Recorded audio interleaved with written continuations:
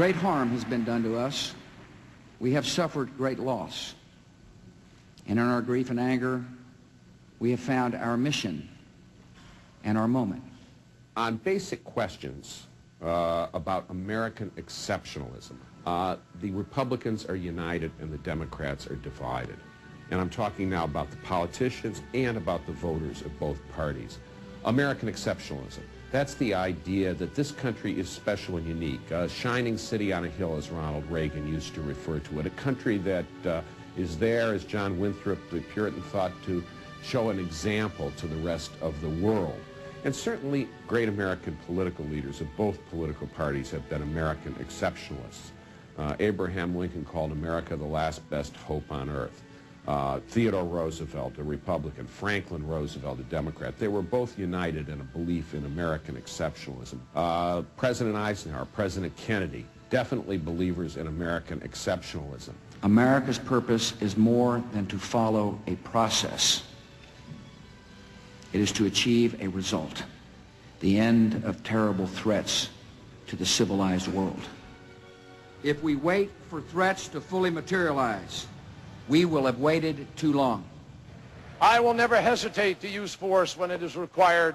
Any attack will be met with a swift and a certain response. The Kerry doctrine, to the extent there is one, is a doctrine that says we'll respond to any attacks. And in other words, what it really comes down to is this.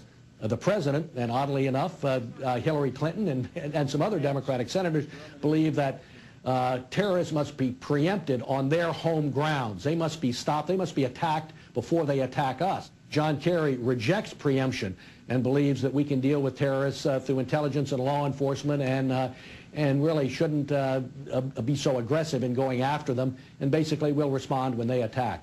Western civilization has faced this crisis before. Winston Churchill wrote about World War II, and he called it the unnecessary war, because he pointed out how easy it would have been, relatively easy, to have stopped Hitler and stopped Tojo early on. But instead, we, the West, each in our own ways, Americans by being isolationists, British by being appeasement-oriented, the French by just hiding their heads in the sand, we let these totalitarians grow stronger, win victories, gobble up little countries, and in the end, we suddenly had to really fight for our lives with our backs against the wall, against this mighty, evil power. And the lesson, of course, was never again to let a situation reach that point. The next 9/11 could be with nuclear weapons or anthrax or who knows what. And that's why I think you have to have a policy to preempt the enemy where he is and before he attacks.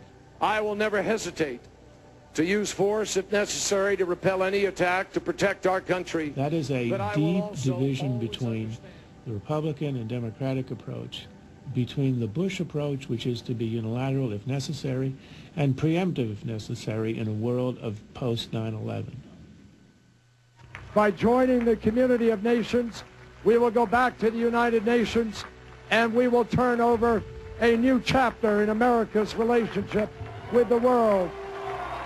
I believe we deserve a President of the United States who understands that working with the international community, that multilateralism and patience are strength, not weaknesses. The Kerry campaign wants you to think that it is a matter of personalities. When you make it a matter of personalities, I think you completely misread what the differences are between America and France and others on issues like Iraq and the war on terror. We have a real existential enemy who wants to kill us and destroy our way of life, and we do not have a lot of allies who are with us to the death, thick or thin, in this struggle. The British are one, the Australians are another, and a very few others. And the question is, how do you proceed?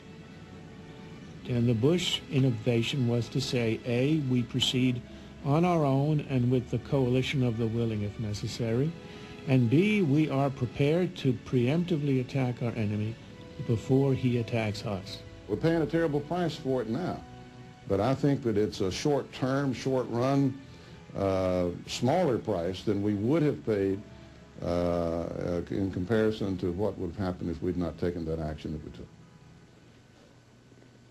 We must choose between a world of fear and a world of progress. We must stand up for our security and for the permanent rights and the hopes of mankind. By heritage and by choice, the United States of America will make that stand. And delegates to the United Nations, you have the power to make that stand as well. They see us acting in the world the way that the French and the Europeans do, as arrogant, unilateral, cowboy, and that's how they look at this usurper president, when in fact I believe he's acting in our interest in a way that's absolutely necessary in conditions thrust upon us as a result of 9/11. President Bush has set forward the strategy of trying to make the Middle East a place that no longer breeds terrorists the way it has been doing by changing the political culture of the Middle East, by bringing democracy to that region. The progress we and our friends and allies seek in the broader Middle East will not come easily or all at once. Yet Americans of all people should never be surprised by the power of liberty to transform lives and nations. There's been a global tide of democratization over the last 30 years that's touched every corner of the world except the Middle East. I believe that millions in the Middle East plead in silence for their liberty. I believe that given the chance, they will embrace the most honorable form of government ever devised by man.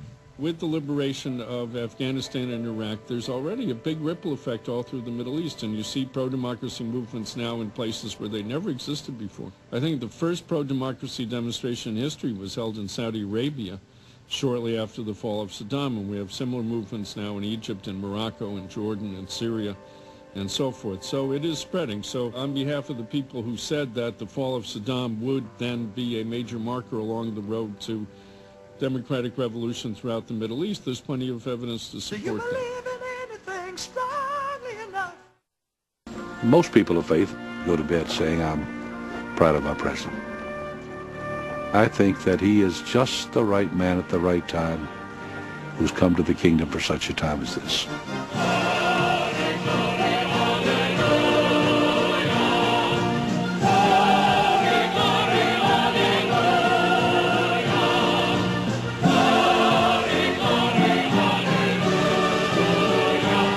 I hope that God is not through using George in his position to extend the kingdom of God, as I think George is doing in his leadership role as president of our nation.